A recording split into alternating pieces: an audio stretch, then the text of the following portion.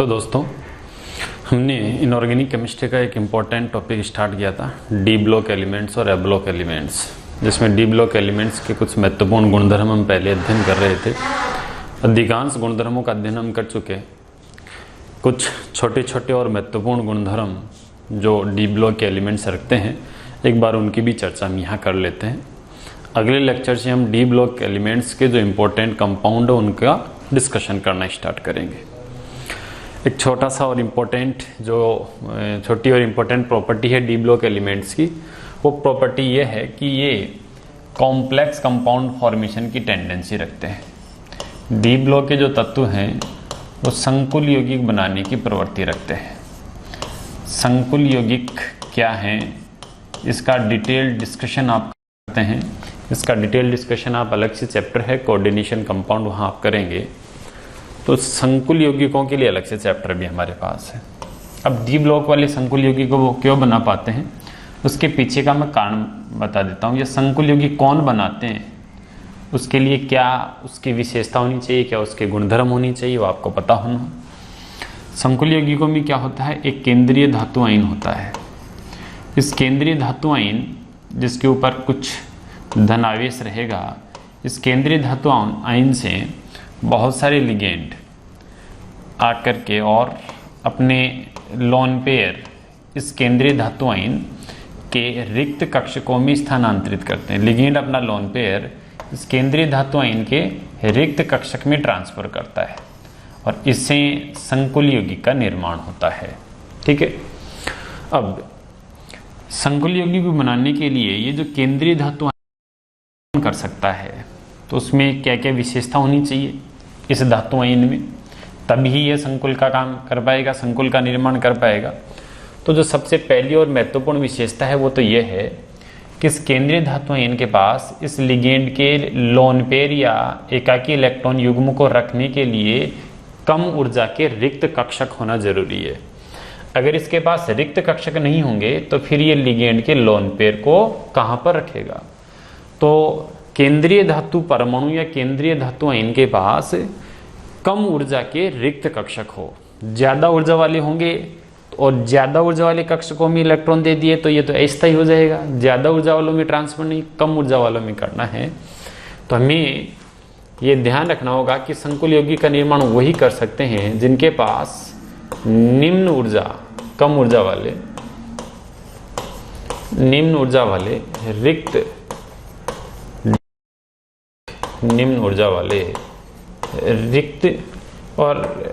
D कक्षक की जरूरत नहीं है, रिक्त कक्षक हो। अगर ऐसा कोई भी केंद्रीय धातु परमाणु या आयन रखता है तो वो संकुल यौगिक का निर्माण कर सकता है। दूसरा, इस धातु आयन को ये लिगेंड अपना लोन पेयर देंगे तो इस धातु आयन के पास इलेक्ट्रॉन का घनत्व बहुत ज्यादा हो जाएगा। तो फिर इलेक्ट्रॉन के बहुत ज़्यादा घनत्व होने पर यह स्थायी भी हो सकता है। तो उसके लिए क्या जरूरी है, ये इसको इलेक्ट्रॉन दे, यानी लिगेंड जब इसको इलेक्ट्रॉन दे उससे पहले इसके ऊपर बहुत सारा धन आवेश रहे, जिससे क्या होगा, इलेक्ट्रॉन आने से उसका धन आवेश न्यूट्रल होता रहेगा और ये उदासीन हो जाएगा। तो धातु आयन के ऊपर बहुत सारा ऋण आवेश नहीं आ पाएगा, इलेक्ट्रॉन घनत्व ज़्यादा नहीं हो पाएगा। तो ये लिगेंड केवल उसी धातु आयन को इलेक्ट्रॉन पहले देंगे या ज्यादा स्थायी संकुल बनाएंगे जब धातु आयन के ऊपर बहुत सारा आवेश घनत्व ज्यादा होने के लिए आवेश ज्यादा होना चाहिए और धातु परमाणु का आकार छोटा होना चाहिए। तो इसके लिए आकार लघु हो, लघु आकार और उच्च धनावेश, आकार कम हो और धन आवेश बहुत ज्यादा हो। तो लघु आकार व उच्च धनावेश होने पर भी ऐसा होगा, और ऐसा होने से क्या हो जाएगा, आवेश घनत्व उच्च हो जाएगा, उच्च आवेश घनत्व। तो ये दो तीन मुख्य बातें हैं जो अगर किसी केंद्रीय धातु आयन में होती है तो वो संकुल यौगिक का निर्माण कर लेते हैं। और हम जानते हैं कि डी ब्लॉक के जो तत्व हैं, डी ब्लॉक की धातुएं और उनके आयनों में ये प्रॉपर्टीज है। डी ब्लॉक के तत्वों में और आयनों में आपको पता है रिक्त डी कक्षक होते हैं। रिक्त कक्षक कौन से वाले हैं, डी ब्लॉक वालों में रिक्त डी कक्षक है उनके संयोजी कोष में। तो यह संकुल यौगिक बना डी ब्लॉक वालों का आकार, डी ब्लॉक धातुओं का आकार एस ब्लॉक धातुओं से छोटा है, एस ब्लॉक वालों का तो ज्यादा है। तो डी ब्लॉक की धातुओं का आकार भी छोटा है एस ब्लॉक से, और उनके ऊपर आवेश भी बहुत ज्यादा होता है। आपने देखा Mn पर +7 तक आ जाता है, क्रोमियम +6 तक आ जाता है, वेनेडियम +5 तक आ जाता है। तो बहुत सा आवेश और छोटा आकार है, जिससे इनका आवेश घनत्व भी बहुत उच्च है। इसलिए डी ब्लॉक की धातुएं संकुल निर्माण की प्रवृत्ति बहुत ज्यादा रखती है। ठीक है, तो एक सिंपल सा क्वेश्चन आ सकता है कि कॉम्प्लेक्स कंपाउंड बनाते हैं डी ब्लॉक एलिमेंट्स, इसका रीजन क्या है।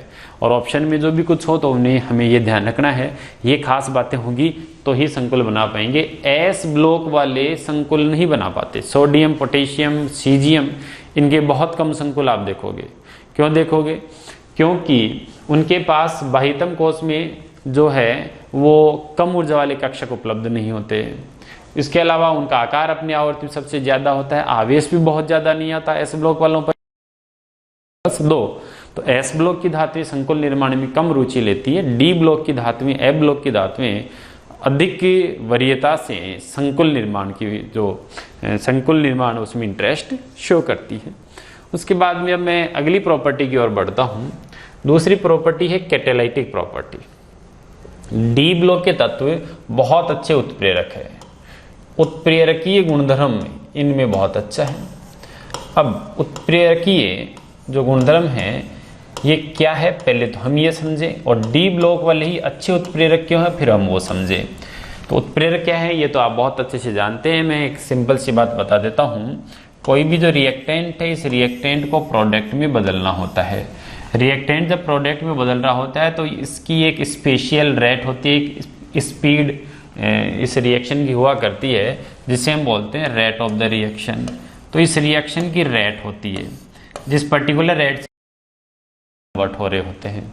अगर हम इस रिएक्शन की रेट को चेंज करना चाहें तो इस रेट को चेंज करने के लिए यहाँ पर हम एक ऐसा सबस्टेंस ऐड कर देते हैं, जो सबस्टेंस क्या करेगा, ये सबस्टेंस, ये पदार्थ क्या करने वाला, ये पदार्थ इस अभिक्रिया की ये जो दर है, इस दर को परिवर्तित कर देगा, और परिवर्तित भी क्या, मोस्टली इसकी दर को बढ़ा देगा, इसकी दर को बढ़ा देगा। ऐसे पदार्थ जो किसी भी अभिक्रिया की दर को बढ़ा देते हैं, रेट को इंक्रीज कर देते हैं, उन सभी पदार्थों को क्या कहा जाता है, उन सभी पदार्थों को उत्प्रेरक बोलते हैं।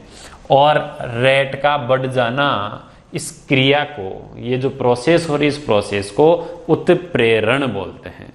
तो उत्प्रेरक कौन है, ये पदार्थ है जो इस अभिक्रिया की दर को बदल रहा है। उत्प्रेरक अभिक्रिया की दर को क्यों बदल देता है, उसके पीछे के कारणों को हम यहाँ समझ लेते हैं। एनर्जेटिक्स के बेसिस पर समझाने की कोशिश कर रहा हूं, ठीक है, आप इसको समझने की कोशिश कीजिएगा। उत्प्रेरण जो था, या उत्प्रेरक कैसे अपना काम करता है, उसको हम यहां से थोड़ा समझ लेते हैं। समझिएगा, देखो इसमें ये रिएक्शन की जो प्रोग्रेस हो रही है उसके और एनर्जी के बीच, इस साइड में रिएक्शन की प्रोग्रेस चल रही है और इस साइड में इसकी पोटेंशियल एनर्जी है, उसके बीच में हमने ग्राफ खींचा। मान लो एक सामान्य अभिक्रिया है जिसमें प्रारंभ में हमारे पास क्रियाकारक थे, रिएक्टेंट थे। ये जो रिएक्टेंट हैं, इस रिएक्टेंट को किस में बदलना था, प्रोडक्ट में। मान लो हमारी जो अभिक्रिया है उसमें क्रियाकारक की ऊर्जा तो ज्यादा है, ये ऊर्जा का बढ़ता हुआ क्रम है। क्रियाकारक की ऊर्जा ज्यादा है, कुछ समय बाद में आपका क्रियाकारक इधर जाने पर समय व्यतीत होता जा रहा है, एक पर्टिकुलर समय के बाद में सारा क्रियाकारक क्या बन जाएगा, सारा क्रियाकारक उत्पाद बन जाएगा। तुलना में उत्पाद की ऊर्जा कम है। अब ये क्रियाकारक सीधे ही उत्पाद नहीं बनाता, हमें पता है इस क्रियाकारक को उत्पाद में बदलने से पहले एक ऊर्जा अवरोध को पार करना है। तो अगर आपने उत्प्रेरक नहीं डाला तो ये जो ऊर्जा अवरोध है, ये जो ग्रीन सा आपको लग रहा है, ये इसका रास्ता होगा उत्प्रेरक के बिना, और इस क्रियाकारक को उत्पाद में बदलने के लिए अपनी ऊर्जा को बहुत ज्यादा बढ़ाना पड़ेगा, और बढ़ाकर फिर वापस ये ऊर्जा कम होगी। यानी आप बिना उत्प्रेरक के, अनुत्प्रेरित जब अभिक्रिया होगी, अनकैटेलाइज्ड का मतलब होता है बिना उत्प्रेरक के जब आप अभिक्रिया को संपन्न करवाओगे तो इस क्रियाकारक को अपनी ऊर्जा को इतनी बढ़ानी पड़ेगी, तब जाकर के आपका क्रियाकारक किस में बदल पाएगा, उत्पाद में। अब अगर आपने उत्प्रेरक डाल दिया, ये तो प्रक्रम 1 है जब आप उत्प्रेरक काम में नहीं लेते हो। अगर उसे भी क्रिया में उत्प्रेरक ले लेते हो तो उत्प्रेरक क्या करता है, इस क्रिया दूसरा रास्ता उपलब्ध करवा देता है। उस दूसरे रास्ते, ये रेड लाइन वाला ये उत्प्रेरक की उपस्थिति में दूसरा रास्ता है। इस बार क्रियाकारक को उत्पाद में बदलने के लिए ज्यादा ऊर्जा नहीं करनी पड़ेगी, इतनी चढ़ाई को क्रॉस नहीं करना पड़ेगा, थोड़ी सी ऊर्जा बढ़ा करके ही वो उत्पाद में बदल जाएगा। यानी इस बार क्रियाकारक को पहले जितनी ऊर्जा बढ़ाने की जरूरत नहीं है, थोड़ी सी ऊर्जा बढ़ाओगे तो काम चल जाएगा। क्रियाकारक को उत्पाद में बदलने के लिए ये जो एक्स्ट्रा ऊर्जा की जरूरत पड़ती है, इस एक्स्ट्रा जो ऊर्जा है, इस एक्स्ट्रा ऊर्जा को ही कौन सी ऊर्जा बोल देते हैं, उसी को बोला जाता है सक्रियण ऊर्जा। तो यहाँ बहुत ज्यादा सक्रियण ऊर्जा चाहिए अगर उत्प्रेरक नहीं है, और अगर उत्प्रेरक है तो आपकी सक्रियण ऊर्जा कम हो जाती है। तो उत्प्रेरक सक्रियण ऊर्जा को घटा देते हैं। उत्प्रेरक के बिना ज्यादा सक्रियण ऊर्जा चाहिए, उत्प्रेरक की उपस्थिति में कम सक्रियण ऊर्जा चाहिए। और सक्रियण ऊर्जा को कैसे घटाया, सक्रियण ऊर्जा को घटाने के लिए उत्प्रेरक ने पाया जिस नए रास्ते में इसकी जो दहली ऊर्जा थी वो दहली ऊर्जा घट गई। ये जो सक्रिय संकुल जहां पर होता है, इसकी ऊर्जा को हम दहली ऊर्जा बोलते हैं, जो हम केमिकल काइनेटिक्स में डिस्कस कर चुके हैं। तो उत्प्रेरक दहली ऊर्जा को घटाकर सक्रियण ऊर्जा कम करता है। ये बात आप जरूर ध्यान रखिएगा, सक्रियण ऊर्जा को कम करता है उत्प्रेरक। कैसे कम करता है, ये क्या करेगा, ये दहली ऊर्जा के मान को घटा देगा। दहली ऊर्जा जो थ्रेशोल्ड एनर्जी है, दहली ऊर्जा के मान को घटाकर उत्प्रेरक सक्रियण ऊर्जा को कम कर देते हैं। ये बात आप ध्यान रखिएगा। कैसे कम करेंगे सक्रियण ऊर्जा को, दहली ऊर्जा के मान को घटाकर। अब प्रश्न ये उठता है कि उत्प्रेरक में ऐसी क्या खास बात है कि उसकी सक्रियण ऊर्जा को घटा देता है। तो उसके लिए हम थोड़ी सी इस प्रोसेस को समझते हैं, और डी ब्लॉक वालों में ये उसको थोड़ा सा हम यहां देख लेते हैं। तो चेक कीजिए यहां से, ये मान लो एक उत्प्रेरक है, ये कोई डी ब्लॉक की धातु है, और इसे इस रिएक्शन, ये वाली जो रिएक्शन है, इस रिएक्शन को क्या करवाना है, यहाँ संपादित करवाना है। A2 और B2 ये रिएक्शन करेंगे, और A2 और B2 रिएक्शन करके उत्पाद का निर्माण करेंगे। इनके बीच रिएक्शन होने से A और B, ये बंध टूटेगा, ये बंध टूटेगा, और 2 AB के अणु बनने वाले। ये एक सिंपल रिएक्शन है। अब ये जो सिंपल रिएक्शन होती है, बिना उत्प्रेरक के अगर ये रिएक्शन होती है तो ये बंध टूटता है, ये बंध टूटता है, और फिर ये बनता है। इन बंधों को तोड़ने के लिए बहुत ज्यादा ऊर्जा की जरूरत पड़ती है, इसलिए इनकी ऊर्जा बढ़ जाती है। जैसे ही बढ़ती है इनके बंध टूट जाते हैं, फिर वापस से ये बन जाते हैं। तो इन्हें क्या करना पड़ेगा, पहले अपने बंधों को तोड़ने के लिए ऊर्जा को बढ़ाना पड़ेगा। अब अगर उत्प्रेरक है तो उत्प्रेरक क्या फायदा करेगा, उत्प्रेरक क्या करेगा, उत्प्रेरक इनमें से सपोज एक मॉलिक्यूल, तो वो मॉलिक्यूल इसके पास आ गया, और ये मॉलिक्यूल इसकी सतह पर आकर, ये जो मॉलिक्यूल है, ये मॉलिक्यूल इसकी सतह पर आकर के और विन्यासित हो जाएगा। ये वाला मॉलिक्यूल आया, और मॉलिक्यूल आकर के इसकी सतह पर अधिशोषित हो गया। जैसे ही यहाँ अधिशोषित हुआ, अधिशोषित होने पर क्या होगा, यहाँ इस A2 जो अणु था, इस A2 अणु के परमाणुओं और इस उत्प्रेरक की सतह पर जो मुक्त संयोजकता थी, उस मुक्त संयोजकता के बीच में दुर्बल बंध बनना चालू हो गए। जैसे ही यहाँ नए बंध बनना चालू हुए, पुराना बंध कमजोर हो गया। पुराना बंध कमजोर हो गया तो अब इसको तोड़ना आसान हो जाएगा। तो ये क्या करते हैं, उत्प्रेरक क्रियाकारक को अपनी सतह पर अधिशोषित करते हैं। अधिशोषित करके क्रियाकारक के मध्य जो बंध थे, उन बंधों को कमजोर कर देते हैं। ऐसे ही ये क्या करेंगे, ऐसे ही इस B2 को भी, इसको भी अपनी सतह, और जैसे इसको अपनी सतह पर अधिशोषित करवाएंगे, उसके बाद में यहाँ भी नए आकर्षण, उत्प्रेरक इनको अपनी सतह पर भौतिक आकर्षण से, दुर्बल आकर्षण से जोड़ता है, जिससे इसके पुराने वाले जो आकर्षण है वो बहुत कमजोर हो जाते हैं। और जैसे ही बहुत कमजोर हो गए, अब इनको तोड़ने के लिए ज्यादा ऊर्जा की जरूरत नहीं पड़ेगी, तो थोड़ी सी ऊर्जा से ये टूट जाएंगे और टूट करके उत्पाद का निर्माण कर लेंगे। तो होता क्या है, उत्प्रेरक की सतह पर उपस्थित जो मुक्त संयोजकता है, इस मुक्त संयोजकता से, ये जो मुक्त संयोजकता है, इससे क्रियाकारक इसकी सतह पर आकर अधिशोषित हो जाता है, जिससे क्रियाकारक के मध्य के बंध कमजोर हो जाते हैं। कमजोर क्यों हो जाते हैं? क्योंकि ये क्रियाकारक की सतह पर जैसे ही आकर अधिशोषित होगा तो यहाँ ये जो दुर्बल बंध बन रहा है, क्या बन रहा है यहाँ पर दुर्बल बंध बन रहे हैं। ये जब दुर्बल बंध बनेगी तो थोड़ी बहुत ऊर्जा तो उत्सर्जित होगी। इन दुर्बल बंध बनने में ऊर्जा का उत्सर्जन होता है और है ये ऊर्जा किस काम में काम आ जाती है, किस जगह प्रयुक्त हो जाती है? ये ऊर्जा इस बंध को तोड़ने में, इस बंध को कमजोर करने में लग जाती है।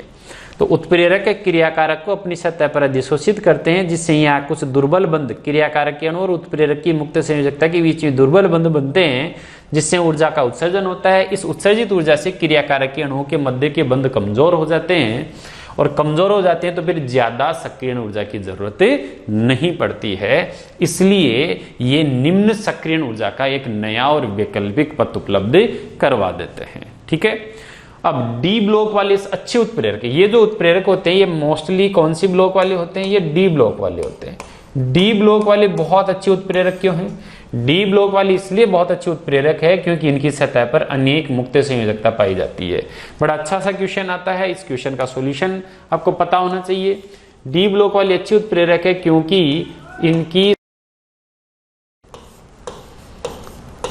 अनेक मुक्त संयोजकता है, बहुत सी मुक्त संयोजकता है।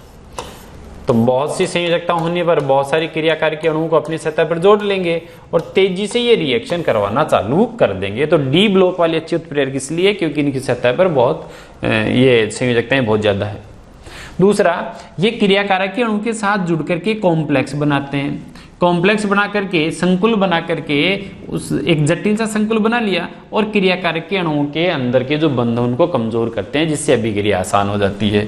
तो इनके अंदर जो संकुल निर्माण का गुण है वो भी इसको उत्प्रेरक की तरह, प्रभावी उत्प्रेरक की तरह कार्य करने में सफल करता है, उसको प्रमोट करता है। तो संकुल निर्माण की प्रवृत्ति, इस कारण से भी ये बहुत अच्छे उत्प्रेरक है, संकुल निर्माण की प्रवृत्ति। और तीसरा एक इंपॉर्टेंट कारण ये भी है,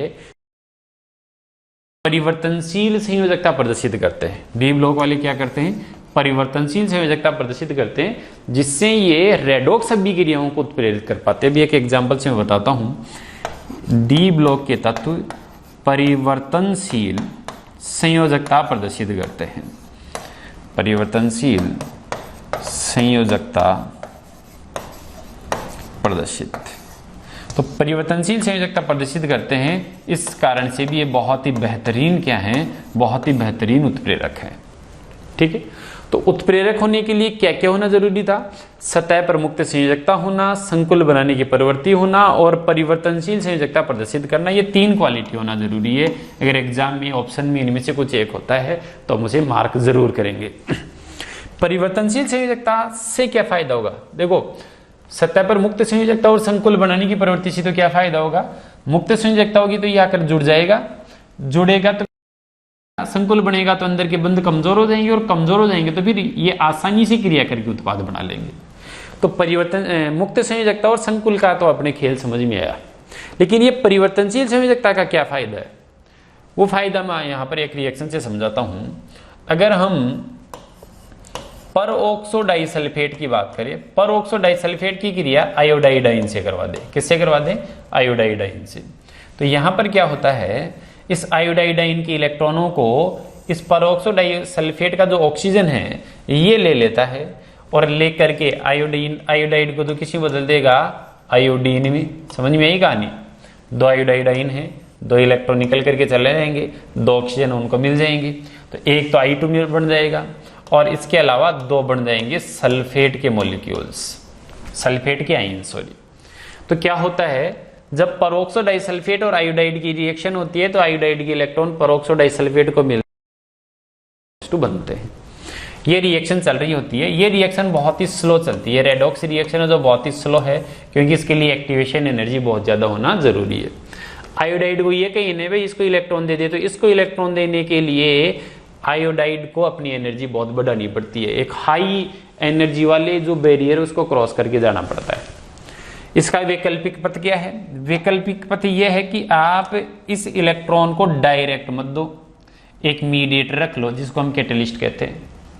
अगर आपके पास कोई भी फेरिकाइन है, मैं फेरिकाइन को यहाँ एज ए कैटेलिस्ट यूज ले लेता हूँ, तो ये फेरिकाइन क्या करेंगे, दो फेरिकाइन दो आयोडाइड के पास जाएंगे और अब आयोडाइड क्या करेगा, अपने इलेक्ट्रॉन इस फेरिक को दे देगा दोनों, इसमें ज्यादा ऊर्जा की जरूरत नहीं पड़ती। थायोसल्फेट को देता है तो ज्यादा ऊर्जा वाला बैरियर चाहिए, इसमें कम ऊर्जा वाला चाहिए, तो अब फेरिक को दिलवा दो आप, कोई दिक्कत नहीं है। इससे क्या होगा, जो फेरिक था वो फेरस हो जाएगा, आयोडीन में बदल जाएंगे। ठीक है, अब ये जो आयोडाइड के इलेक्ट्रॉनों को किसने ले लिया, फेरस ने ले लिया बीच में, वो सॉरी फेरिक ने ले लिया, फेरिक ने ले लिया, तो फेरिक उन इलेक्ट्रॉनों को लेकर के क्या बन जाएगा, फेरस बन जाएगा, Fe+2 बन गया। और अब इसके इलेक्ट्रॉन ये ले लेगा तो वापस से ये फेरिक बन जाएगा, तो डायरेक्ट ने दे करके इसके थ्रू दिलवा दो। अब वो जो फेरस आइन है, दोनों फेरस आइन, इनके इलेक्ट्रॉनों को कौन ले लेगा, इनके इलेक्ट्रॉनों को ले लेगा H2O8-2। इससे क्या हो जाएगा, वापस फेरस तो फेरिक हो जाएगा और ये बन जाएंगे 2SO4-2 और रिएक्शन फास्ट हो जाएगी, क्योंकि यहाँ ज्यादा एक्टिवेशन एनर्जी का पथ नहीं है। तो यहाँ आपने क्या खास बात देखी कि आपने जो फेरिक लिए थे शुरू में वो तो वापस आपको मिल गए। तो उत्प्रेरक वो होता है जो अभिक्रिया के अंत में आपको मात्रात्मक और संगठनात्मक दोनों दृष्टिकोण से वैसा का वैसा मिल जाता हो, और उसका सूत्र, उसका केमिकल कंपोजिशन वो का वो रहे। कैटलिस्ट न तो द्रव्यमान की स्थिति से कोई बदलाव आता है अभिक्रिया के दौरान उसमें, और न कंपोजिशन के दृष्टिकोण से कोई बदलाव आता है। तो फेरिक ऐसे ऐसे हमारे पास मिल गए और ये रिएक्शन होगी। अब आयरन का जो आयन है वही कैटलिस्ट का काम क्यों कर सका, क्योंकि वो अपनी संयोजकता को गठा बढ़ा सकता था, बदल सकता था, +3 से +2 भी कर लेता है, +2 से +3 भी कर लेता है। तो जो अपनी संयोजकता को बदल सकते हैं, संयोजकता परिवर्तनशील होती है, वो अच्छे उत्प्रेरक का कार्य करते हैं, और ये आपने इस एग्जाम्पल से सीख भी लिया और देख भी लिया है। ठीक है, अब कुछ ऐसी रिएक्शंस मैं बता देता हूं जहां पर उत्प्रेरक जो बहुत ही फेमस, ऐसे तो उत्प्रेरक बहुत जगह काम आते हैं, कुछ फेमस रिएक्शंस में कौन कौन से उत्प्रेरक यूज होते हैं जो एनसीईआरटी में गिवन है, वो तो कम से कम हमें याद रहे। हमें यह भी पता है कि एक उत्प्रेरक एक ही रिएक्शन को उत्प्रेरित करेगा, वो दूसरी जगह काम नहीं आता, क्योंकि ये बहुत विशिष्ट होते हैं, उत्प्रेरक याद रखना पड़ेगा। तो जो इनऑर्गेनिक केमिस्ट्री में यूज होते हैं वो कैटेलिस्ट मैं बता देता हूं। ऑर्गेनिक केमिस्ट्री में आप 1 by 1 उन कैटेलिस्ट को डिस्कस करते रहते हो। ठीक है, तो सबसे पहले मैं बात करता हूं HNO3 का जो निर्माण होता है उसमें अमोनिया का ऑक्सीकरण करवाया जाता है, और अमोनिया का ऑक्सीकरण करके नाइट्रिक ऑक्साइड बनाते हैं, और अमोनिया के ऑक्सीकरण से नाइट्रिक ऑक्साइड बनाने के लिए एज ए कैटलिस्ट वहां पर प्लेटिनम उत्प्रेरक को काम में लिया जाता है। किसको काम में लिया जाता है, प्लेटिनम उत्प्रेरक को, और ये अमोनिया का उत्प्रेरकीय ऑक्सीकरण कहलाता है। कौन सा, अमोनिया का उत्प्रेरकीय ऑक्सीकरण, और इसे ओस्टवाल्ड प्रक्रम बोलते हैं। तो ओस्टवाल्ड प्रक्रम HNO3 बनाने का है, NO से बाद में HNO3, इस NO को बाद में किस में बदल लेंगे हम, NO बाद में HNO3 बदल जाएगा। तो ओस्टवाल्ड प्रक्रम किससे संबंधित है, HNO3 के निर्माण से संबंधित है, जिसमें बहुत सारे ऐसा है जिसमें अमोनिया का ऑक्सीकरण करवाते हैं, और अमोनिया का ऑक्सीकरण प्लेटिनम उत्प्रेरक से करवाते हैं, और इसको ही स्पेशली हम ओस्टवाल्ड का जो प्रक्रम है उसका इंपॉर्टेंट स्टेप बोलते हैं। तो ओस्टवाल्ड वैसे तो HNO3 बनाने का प्रक्रम है जिसमें एक स्टेप ये भी होता है। ठीक है, तो ओस्टवाल्ड प्रक्रम में कौन सा कैटलिस्ट यूज होगा, अगर एग्जाम में क्वेश्चन आता तो हम ये बता देंगे। नेक्स्ट, ऐसे ही H2SO4 बनाने वाले जो प्रक्रम है, H2SO4 बनाने की जो विधियां हैं वहां भी कैटलिस्ट काम आते हैं, और वहां हम अमोनिया का नहीं SO2 का ऑक्सीकरण करके और SO3 बनाते हैं। एक रिवर्सिबल रिएक्शन होती है, इसको प्रोडक्ट में कन्वर्ट करना होता है में SO2 और O2, तो सल्फर डाइऑक्साइड जो है उसका ऑक्सीडेशन हम करवाते हैं। इसके लिए आप एज ए कैटलिस्ट क्या यूज ले रहे हैं, तो इसके लिए अगर आपने as a catalyst vanadium pentoxide V2O5 को काम में ले लिया, तो फिर इसे संपर्क प्रक्रम कहेंगे। कौन सा प्रक्रम कहेंगे, प्रक्रम कहा जाएगा। तो संपर्क प्रक्रम क्या है, SO2 के ऑक्सीकरण से SO3 बनाने वाला पद है, बाद में SO3 से H2SO4 बनेगा। तो संपर्क प्रक्रम वैसे तो ये फाइनली किस में जाएगा, ये तो ध्यान रखना, H2SO4 में। H2SO4 बनाने की विधि है एक प्रकार से संपर्क प्रक्रम, उसके भी जैसे ओस्टवाल के बहुत सारे पद होते हैं, वैसे संपर्क के भी बहुत सारे पद है। उनमें से एक पद है SO2 से SO3 बनाना। उसमें अगर आपने कैटलिस्ट के रूप में V2O5 सॉलिड V2O5 को काम में ले लिया है तो ये संपर्क प्रक्रम है। लेकिन अगर आप सॉलिड V2O5 को काम में नहीं लेते हो, इसकी जगह नाइट्रोजन का कोई ऑक्साइड NO ये या NO2 ये ले लेते हम। अगर हमने नाइट्रोजन का ऑक्साइड काम में ले लिया और SO3 बना लिया तो इसी को सीसा कक्ष विधि लेड चैम्बर मेथड बोल देते हैं। सीसा कक्ष विधि इंग्लिश में क्या बोलेंगे इसको? It is known as lead chamber method. Lead chamber method हो या फिर कॉन्टैक्ट प्रोसेस हो, संपर्क प्रोसेस, कॉन्टैक्ट प्रोसेस, इन दोनों प्रोसेस में बनता H2SO4 है और एक स्टेप आता है SO2 से SO3 बनना। SO2 से SO3 बनाने के लिए आप V2O5 भी उत्प्रेरक ले सकते हो और नाइट्रिक ऑक्साइड भी ले सकते हो। सॉलिड लेते हो तो संपर्क प्रक्रम है, गैस लेते हो तो ये लेड चैम्बर प्रोसेस है। ठीक है, तो ये दो जो प्रोसेस है बहुत इंपॉर्टेंट, आपको P ब्लॉक में देखने को मिलते हैं। ऐसे ही P ब्लॉक में एक और इंपॉर्टेंट है और वो है आप HCl का ऑक्सीकरण करवाइए।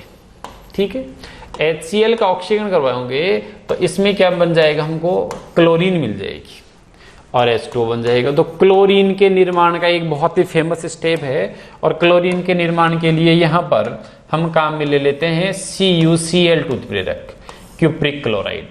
और ये जो प्रोसेस होता है इसको डीकेन प्रक्रम बोलते हैं। तो डीकेन प्रक्रम संबंधित है क्लोरीन बनाने से। क्या बनाने से? क्लोरीन बनाने से, जिसमें HCl का ऑक्सीकरण करवाया जाता है। CuCl2 यहाँ उत्प्रेरक का काम करता है, ये याद रखने हमें। ठीक है, ऐसे ही नेक्स्ट में बात करता हूँ जो बहुत ही फेमस एग्जांपल्स हैं, उनको हम वन बाय वन डिस्कस कर रहे हैं। हमें क्या करना है, हमें कोई भी एल्कीन मान लो CH2 डबल बॉन्ड CH2 है, इस एल्कीन का बहुलकीकरण करना है। इस एल्कीन का बहुलकीकरण करोगे और पॉलीथीन बनाओगे। तो इसके बहुलकीकरण के से पॉलीथीन बनाने में आप इसको पढ़ते हो ऑर्गेनिक में, पॉलीमर में, उसमें हाई डेंसिटी की भी बनती है पॉलीथीन, लो डेंसिटी वाली भी बनती है। अगर आप हाई डेंसिटी वाला बनाना चाहते हो तो फिर आपको उत्प्रेरक बहुत अच्छा लेना होगा और यहाँ पर फिर उत्प्रेरक के रूप में काम में लिया जाता है जिगलर नाटा उत्प्रेरक। कौन सा उत्प्रेरक होगा ये होगा जिगलर नाटा उत्प्रेरक। जिगलर नाटा उत्प्रेरक ट्राई एल्किल एल्यूमिनियम और टाइटेनियम टेट्राक्लोराइड, इन दोनों का मिक्सचर होता है। ट्राई एल्किल एल्यूमिनियम और टाइटेनियम टेट्राक्लोराइड को मिलाकर के क्या कहा जाता है, जिगलर नाटा उत्प्रेरक बोलते हैं। और जिगलर नाटा उत्प्रेरक का काम है एल्कीनों का या एथीन का बहुलकीकरण। एथीन का बहुलकीकरण करके, और अगर आप पॉलीथीन बना रहे हो तो उसके लिए आप जिगलर नाटा उत्प्रेरक को काम में ले सकते हो। लेकिन अगर आप एथीन का हाइड्रोजनीकरण करना चाहते हो, एक बेसिक सा डिफरेंस आप देखिएगा, बड़ा अच्छा और इंपॉर्टेंट सा डिफरेंस है। यहाँ मेरे पास एथीन है CH2 डबल बॉन्ड CH2 और मैं इसका कर रहा हूं हाइड्रोजनीकरण। क्या कर रहा हूं मैं इसका? हाइड्रोजनीकरण कर रहा हूं। तो इसके हाइड्रोजनीकरण के लिए क्या काम में ले सकते हो आप? हाइड्रोजनीकरण के लिए आप यूज ले सकते हो विल्किंसन उत्प्रेरक। कौन सा उत्प्रेरक काम में ले सकते हो? विल्किंसन उत्प्रेरक काम में ले सकते हो। तो अब ये विल्किंसन उत्प्रेरक होता क्या है? विल्किंसन उत्प्रेरक एक्चुअल में रोडियम धातु का एक संकुल है। कौन सी धातु का? रोडियम धातु का संकुल है, जिसमें 3 लिगेंड तो होते हैं। ट्राइफेनिल फास्फीन, फास्फीन क्या होता है? PH3 में तीनों H को फेनिल से हटा देंगे तो ट्राइफेनिल फास्फीन। तो इसमें 3 जो लिगेंड होते हैं वो तो होते हैं ट्राइफेनिल फास्फीन। ठीक है, और एक जो लिगेंड होता है स्क्वायर प्लेनर कॉम्प्लेक्स होता है ये, तो इसमें 3 तो ट्राइफेनिल फास्फीन होते हैं और एक होता है क्लोरीन। ये ट्राइफेनिल फास्फीन और क्लोरीन से मिलकर और रोडियम धातु हो गई। ये जो संकुल होता है इसको विल्किंसन उत्प्रेरक बोलते हैं, जो कि एल्कीन, ये तो मैंने एथीन ही लिया है, किसी भी एल्कीन के करण में काम ले सकते हो। तो ध्यान दीजिए, अगर एल्कीन का हाइड्रोजनीकरण करवाना है तो आप विल्किंसन उत्प्रेरक काम में लीजिएगा। और अगर एल्कीन का बहुलकीकरण करवाना है तो जिगलर नाटा उत्प्रेरक काम में आप ले सकते हो। ऐसे ही आपको पता है असंतृप्त एस्टर हो एल्कीन में, ध्यान दीजिए यहां अगर हमारे पास एल्कीन है मतलब C डबल बॉन्ड C है और फिर उसके जो बाकी की संयोजकताएं हैं उनमें से अगर किसी भी एक संयोजकता से आगे जाकर के और एस्टर ग्रुप और जुड़ा हुआ हो तो हम इनको क्या बोलते हैं, हम इनको बोलेंगे असंतृप्त एस्टर। ये बोलेंगे ना इनको। अगर असंतृप्त एस्टर है और इसका हमें हाइड्रोजनीकरण करना है, ठीक है, तो ये हाइड्रोजन आकर के यहां जुड़ेगी और संतृप्त एस्टर बनेंगे। तो यहां से क्या बन जाएगा RC double bond O C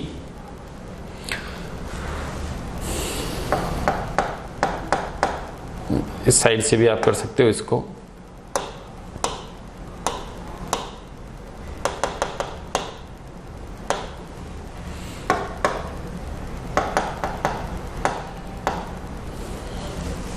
ROC double bond हो और ये C है, यहाँ पे जो भी ग्रुप जुड़ा हुआ था अभी यहाँ आकर के एक H और जुड़ गया, ठीक है, एक और H यहाँ जुड़ गया और ये ऐसे चलता रहेगा। तो इसको हम क्या बोल देंगे, ये हो जाएगा इसका संतृप्त एस्टर। कौन सा एस्टर हो गया ये संतृप्त एस्टर हो गया। जो संतृप्त एस्टर होते हैं वो घी होता है और जो असंतृप्त एस्टर होता है उसको क्या बोलते हैं, वो तेल होता है। ऑयल जो होते हैं वो असंतृप्त एस्टर है और घी जो होता है वो संतृप्त एस्टर है। और इसके अंदर हाइड्रोजनीकरण के लिए किसी धातु को काम में ले सकते हो और जो सबसे सस्ती धातु और जो अच्छा निकिल है, तो निकिल को इसमें भी काम में लेते हैं, तो निकिल यहाँ कैटलिस्ट के रूप में काम होगी। इसके अलावा एक और प्रोसेस जहां आप कैटलिस्ट को बहुत ज्यादा यूज लेते हो और वो है वाकर प्रक्रम। कौन सा प्रक्रम है, वो वाकर प्रक्रम है। क्या करते हैं हम वाकर प्रक्रम में, वाकर प्रक्रम में एथाइन कोई जो गैस होती है, इस एथाइन गैस इसका ऑक्सीकरण करवाते हैं और एथेनेल बनाते हैं। एथाइन से एथेनेल बना रहे हो आप by the oxidation of ethyne. तो एथाइन का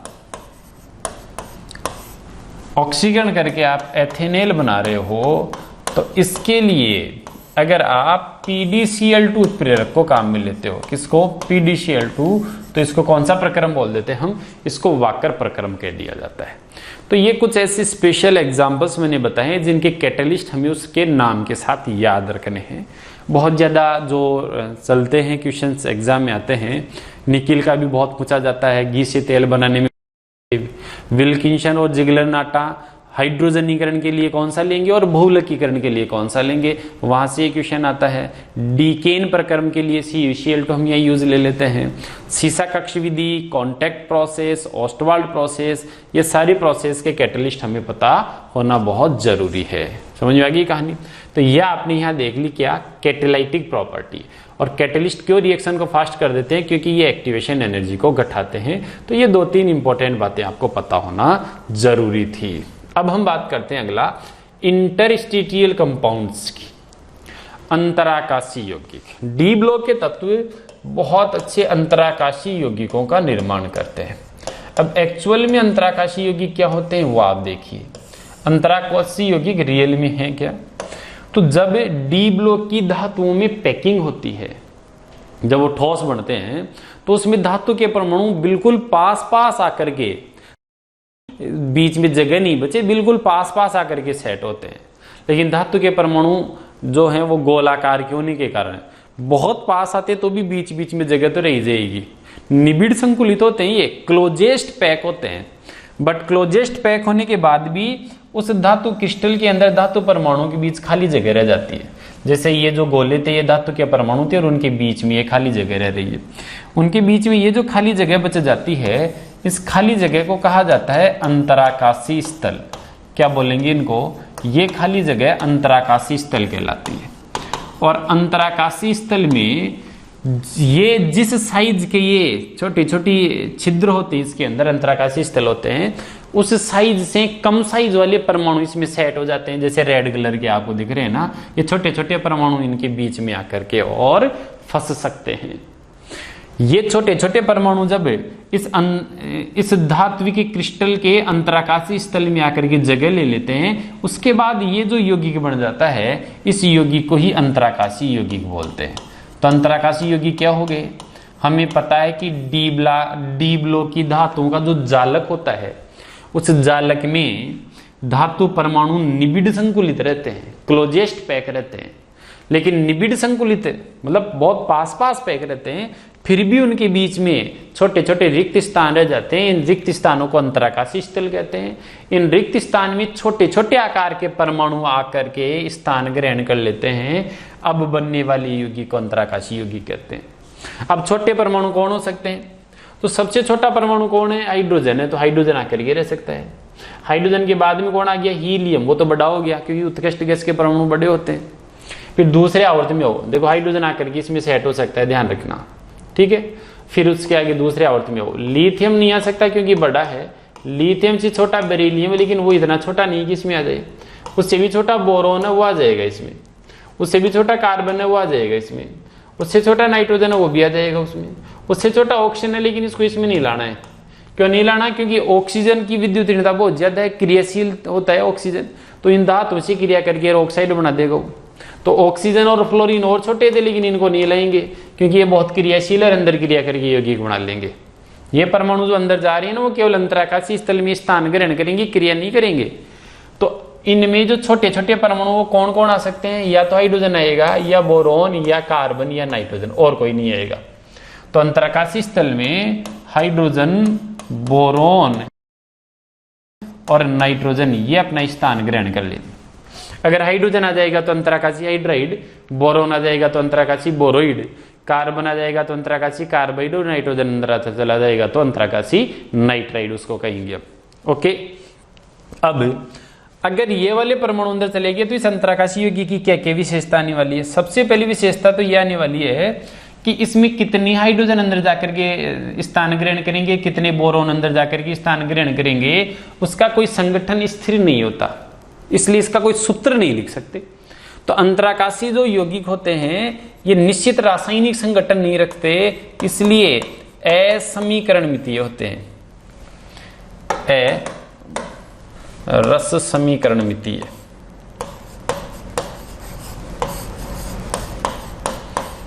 नॉन स्टोइकियोमेट्रिक, रस समीकरणमितीय होते हैं, मतलब इनका कोई निश्चित रासायनिक संगठन नहीं।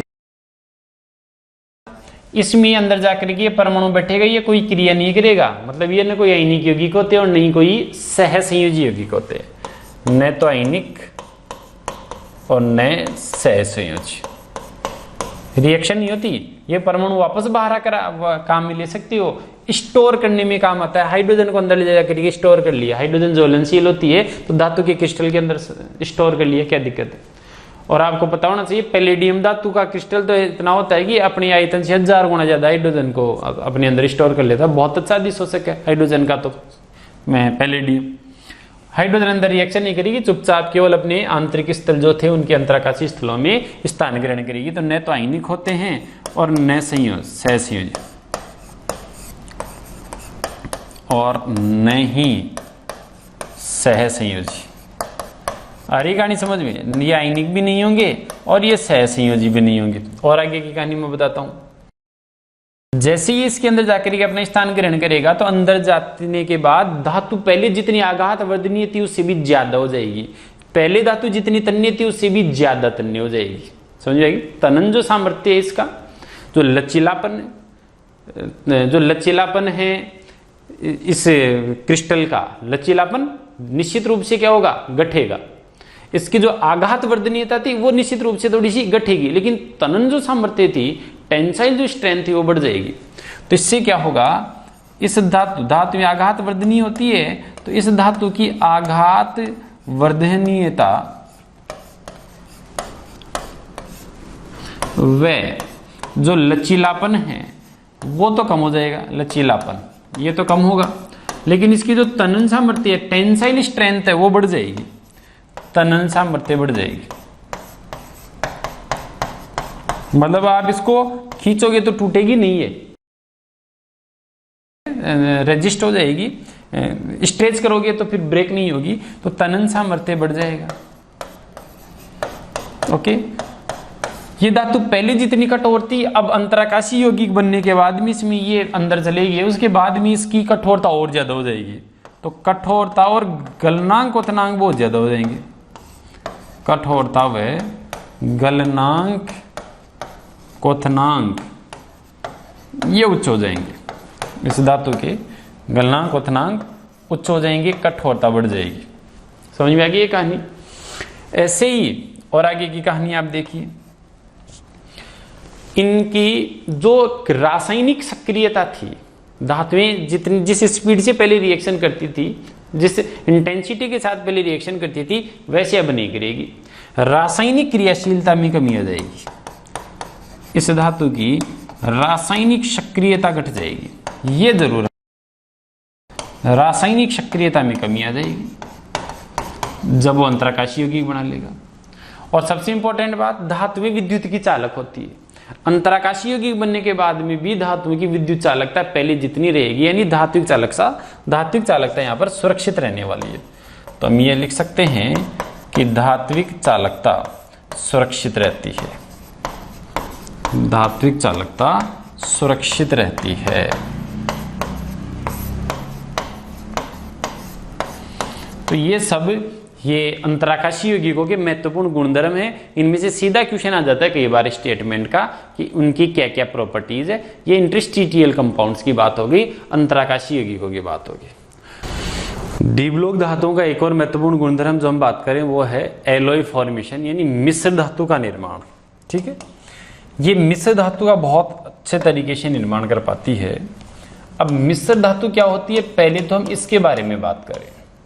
देखिए, एक्चुअल में जब हम एक से अधिक जो धातुएं हैं, 2 धातु, 3 धातु या 4 धातु, उन धातुओं को जब आपस में मिक्स करते हैं और मिक्स करने के बाद में अगर हमें कोई समांगी मिश्रण प्राप्त होता है, होमोजेनस मिक्सचर हमें मिलता है, यानी उस मिक्सचर में हर जगह उसके हर भाग का जो संगठन है वो एक जैसा मिलता हो, तो उसे हम मिश्र धातु बोलेंगे। ठीक है, तो मिश्र धातु क्या है, एक से अधिक, मैं उसके डेफिनेशन यहां लिख देता हूं, एक से अधिक धातुओं का, मिश्र धातु की डेफिनेशन ये रहती है, एक से अधिक धातुओं का समांगी मिश्रण। एक से अधिक धातुओं का समांगी जो मिश्रण होता है, उस समांगी मिश्रण को क्या बोलते हैं, उस समांगी मिश्रण को ही मिश्र धातु बोलते हैं। ओके, तो ये तो हमारी डेफिनेशन होगी। अब डी ब्लॉक वाले बहुत अच्छी मिश्र धातुएं बनाते हैं। डी ब्लॉक वाले बहुत ज्यादा मिश्र धातुओं का निर्माण इसलिए कर पाते हैं क्योंकि डी ब्लॉक में तत्वों का परमाणु आकार या धातुओं का परमाणु आकार लगभग एक जैसा है। आप आवर्त में बाईं से दाईं चलिए, आकार में ज्यादा फर्क नहीं आता। ऊपर से नीचे चलिए, आकार में ज्यादा फर्क नहीं आता। तो आकार लगभग समान हो तो मिश्र धातु बढ़िया बनती है। अगर मिश्र धातु बनाने वाली दोनों परमाणुओं, दोनों धातुओं के आकार में 15% से कम का अंतर हो तो ही मिश्र धातु बन पाएगी। तो 15% से कम अंतर किसमें, परमाणु आकार में, तो मिश्र धातु का निर्माण होगा, अन्यथा मिश्र धातु फिर अच्छी नहीं बन पाएगी। अब डी ब्लॉक वाले अच्छे से मिश्र धातु बना लेते हैं क्योंकि उनका आकार लगभग समान है। जैसे ये मेरे पास एक धातु है ए और ये धातु है बी। अब दोनों को मिक्स करना है। मिक्स करने के लिए हम क्या करेंगे, धातु ए को भी पिघलाएंगे, बी को भी पिघलाएंगे और पिघला करके दोनों का मिश्रण बना देंगे, फिर उसको ठंडा कर लेंगे, बन गई मिश्र धातु। समझ में आ रही कहानी। जैसे गोल्ड है, 24 कैरेट गोल्ड होता है, उसके आभूषण नहीं बनते।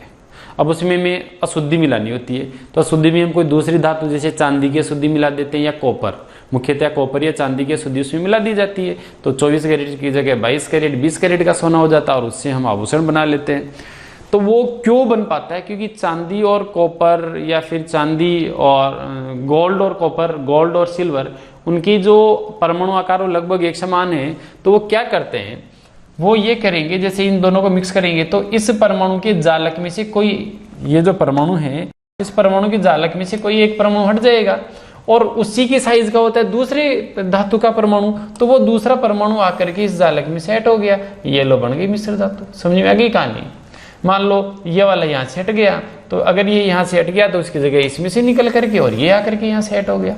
तो होता क्या है, हटने वाले परमाणु का आकार और उसकी जगह आने वाले परमाणु का आकार लगभग एक समान होता है, तो मिश्र धातु बन जाती है। समझ में आ रही चीज? इसमें से जो हटा है वो ये हटा है, उसकी जगह आया वो ये आया है। तो जो हटा था उसका आकार जो है उसका आकार लगभग एक जैसा है, एक जैसा है तो सही तरीके से वो प्रतिस्थापित कर देगा और इससे मिश्र धातुओं का निर्माण हो जाएगा। बहुत सी मिश्र धातुएं जो है वो उनमें से कुछ एक इम्पोर्टेंट है जो हमें याद रखनी होती है, जैसे पीतल। पीतल कॉपर और जिंक की एक मिश्र धातु हमारे पास होगी। कांसा कॉपर और टिन की एक मिश्र धातु हमारे पास होगी। तो ऐसे ही और भी मिश्र धातुएं जो बहुत इंपॉर्टेंट है वो आप एनसीईआरटी में से वहां से देखें, उनको हमें ध्यान में रखना है। एक चीज मैं आप बता दूं, मिश्र धातु में से अगर एक धातु पारा है, दोनों धातु में से अगर एक धातु पारा है, तो पारा अगर उसका घटक है तो उसे हम बोलेंगे अमलगम। दो धातु में से एक धातु अगर पारा है तो बनने वाली मिश्र धातु को अमलगम बोलेंगे। तो सारी धातुएं पारे के साथ मिश्र धातु बना लेती है तो सब के अमलगम बन जाते हैं, लेकिन कुछ धातुओं के अमलगम नहीं बनते और एग्जाम में वही आता है, जिसका सबसे फेमस एग्जाम्पल है आयरन। आयरन कभी भी अमलगम का निर्माण नहीं करेगा। आयरन के अलावा टंगस्टन भी नहीं करता है, टेंटेलम भी जो है वो इसका निर्माण नहीं करेगा अमलगम का, प्लेटिनम भी अमलगम का निर्माण नहीं करता है। तो इसमें सबसे ज्यादा फेमस क्वेश्चन आयरन का आता है, ये अमलगम का निर्माण नहीं कर पाता। तो इस तरीके से हमने डी ब्लॉक के तत्वों के जो भी महत्वपूर्ण गुणधर्म थे वो सारे गुणधर्म हमने यहाँ फिनिश कर लिए हैं। नेक्स्ट लेक्चर से हम डी ब्लॉक एलिमेंट्स के इंपॉर्टेंट कंपाउंड स्टार्ट करने वाले, और सबसे पहले मैं जो बात करने वाला हूँ वो मैं पोटेशियम परमैंगनेट की करने वाला हूँ। Okay, thanks a lot for watching this video.